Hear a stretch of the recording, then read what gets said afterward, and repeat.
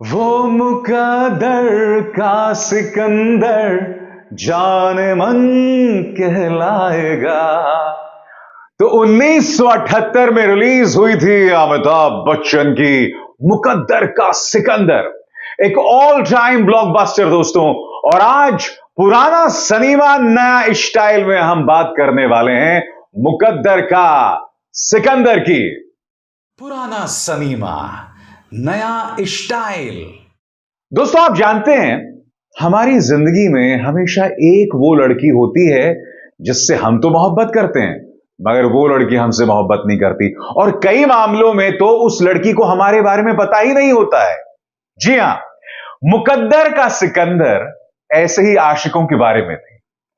इस फिल्म में अमिताभ बच्चन अपनी मेम साहब से पूरी फिल्म में प्यार करते हैं, मगर उनकी मेम साहब को उनके बारे में बिल्कुल भी नहीं पता चलता। उन्हें पता कब चलता है? बिल्कुल आखिरी सीन में, जब अमिताभ बच्चन घायल अवस्था में विनोद खन्ना की गोदी में लेटे हुए होते हैं और अपनी अंतिम सांसें गिन रहे होते हैं। तब जाकर विनोद खन्ना और राखी दोनों को पता चलता है कि अमिताभ बच्चन की मेम साहब दरअसल थी कौन। दोस्तों 1978 में आई थी प्रकाश मेहरा की मुकद्दर का सिकंदर। आप जानते हैं प्रकाश मेहरा दरअसल अमिताभ बच्चन, शर्मिला टैगोर और हेमा मालिनी के साथ देवदास बनाना चाहते थे। जी हां, वही देवदास जिसमें बाद में जाकर शाहरुख खान ने भी एक्टिंग की थी और एक जमाने में दिलीप साहब ने भी। पहले प्रकाश मेहरा अमिताभ बच्चन के साथ मिलकर देवदास बनाना चाहते थे, मगर फिर उन्हें लगा कि मुझे देवदास को लेकर एक अलग किस्म का पंच देना चाहिए, उसका एक मॉडर्न वर्जन बनाना चाहिए। दरअसल मुकद्दर का सिकंदर इंस्पायर्ड थी देवदास की कहानी से। फर्क इतना था कि देवदास में जो देवदास था वो एक रिच फैमिली से, एक बहुत ही धनी परिवार से आता है। मुकद्दर का सिकंदर यानी अमिताभ बच्चन एक लावारिस होता है। इत्तेफाकन अमिताभ बच्चन की एक और फिल्म आई थी जिसका नाम था लावारिस, और इत्तेफाकन लावारिस का भी डायरेक्शन किया था प्रकाश मेहरा ने। मगर दोस्तों क्या फिल्म थी मुकद्दर का सिकंदर। और आप जानते हैं 1978 में रिलीज हुई थी मुकद्दर का सिकंदर, और उस साल अमिताभ बच्चन की एक नहीं, दो नहीं, बल्कि छह सुपरहिट फिल्में आई थी। मुकद्दर का सिकंदर जो कि एक ऑल टाइम ब्लॉकबस्टर थी, त्रिशूल, डॉन, गंगा की सौगंध जिसने इंटीरियर्स में आग लगा रखी थी, और साथ ही बेशरम, ये हर फिल्म सुपरहिट साबित हुई थी। और खास तौर से मुकद्दर का सिकंदर, त्रिशूल और डॉन ने तो सभी रिकॉर्ड्स तोड़ दिए थे दोस्तों। तो यह फिल्म अमिताभ बच्चन के लिए एक बहुत ही खास साल रहा था, और मुकद्दर का सिकंदर 1978 की सबसे बड़ी हिट थी। आज मैं आपको बतलाने वाला हूं इस फिल्म के कुछ जाने अनजाने पहलू। क्या आप जानते हैं इस फिल्म में एक गाना था? कौन सा गाना? ओ साथी रे तेरे बिना भी क्या जीना, तेरे बिना भी क्या जीना। उस सीन से पहले अमिताभ बच्चन एक भाषण देते हैं। क्या आप जानते हैं कि इस फिल्म के डायलॉग्स लिखे थे कादर खान ने, जिनका एक बहुत ही छोटा सा रोल था फिल्म के अंदर। कादर खान जिनका रोल था एक फकीर का, और कादर खान ने ही इस फिल्म के डायलॉग्स लिखे थे। और जब उन्होंने वो वाला सीन लिखा था, यानी कि गाने से ठीक पहले अमिताभ बच्चन का भाषण, तो क्या आप जानते हैं वो सीन कितना लंबा था? अमिताभ बच्चन का भाषण था 15 पन्नों का। सही सुना आपने, 15 पन्नों का। अमिताभ बच्चन को लगातार 15 पन्नों तक बोलना था। पहले अमिताभ बच्चन ने शूटिंग करने से मना कर दिया। उन्होंने कहा, अरे भाई 15 पन्ने तक अगर मैं लगातार बोलते रहूंगा तो जनता सो जाएगी।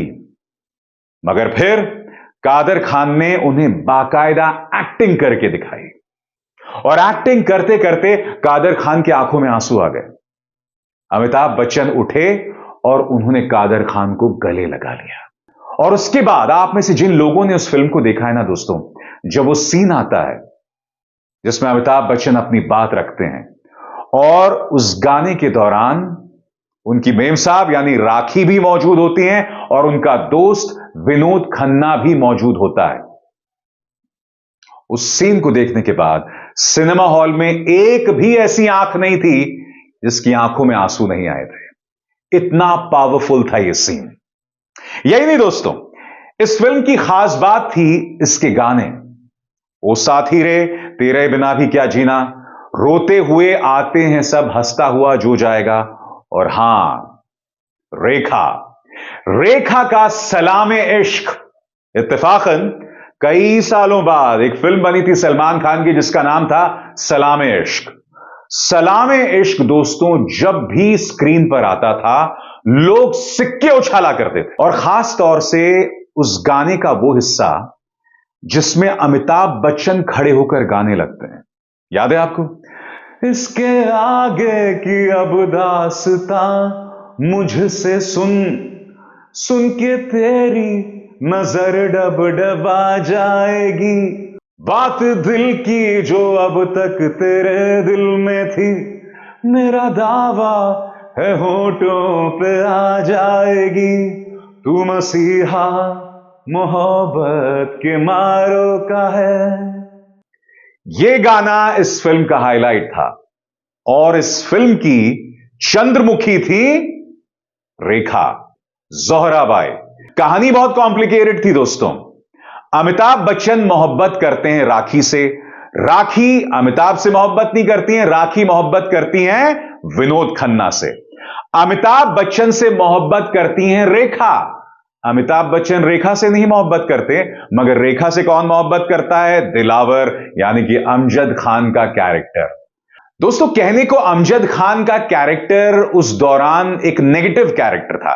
इनफैक्ट इस फिल्म के अंदर भी अमिताभ बच्चन से हमेशा अमजद खान की लड़ाई होती रहती है। और यही नहीं, आप में से जिन लोगों ने इस फिल्म को देखा है आप सब जानते हैं कि इस फिल्म में अमिताभ बच्चन की मौत हो जाती है।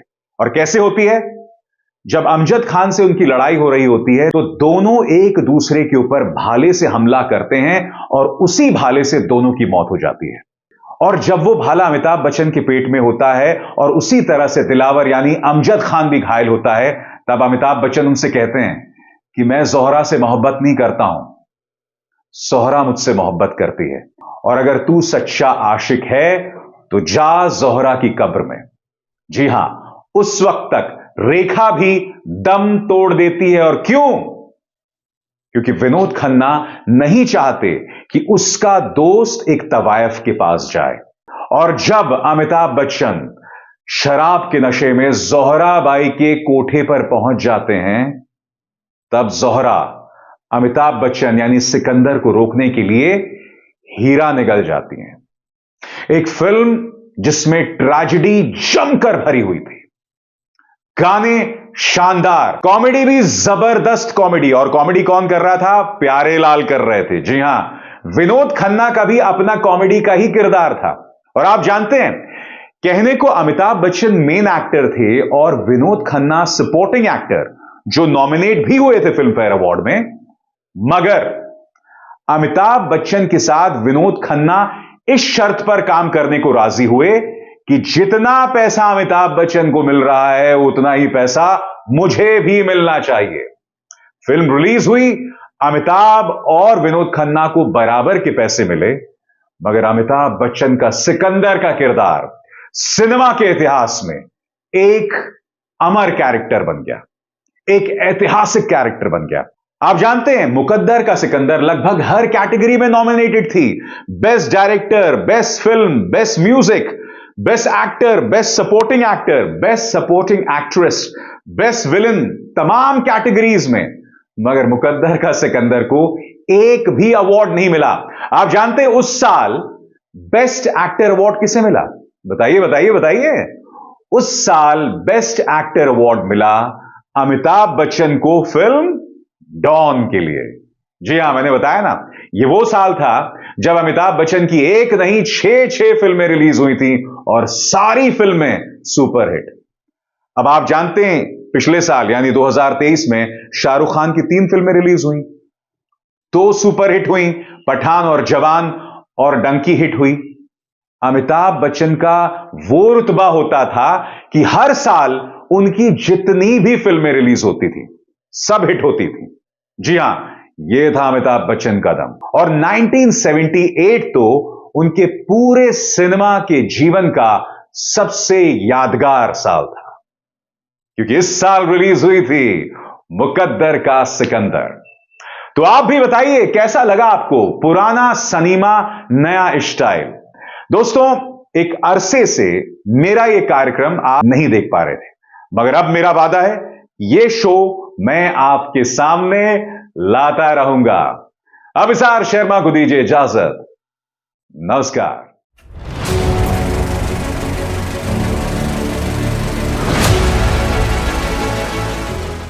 फिल्मी बातें विद अभिसार।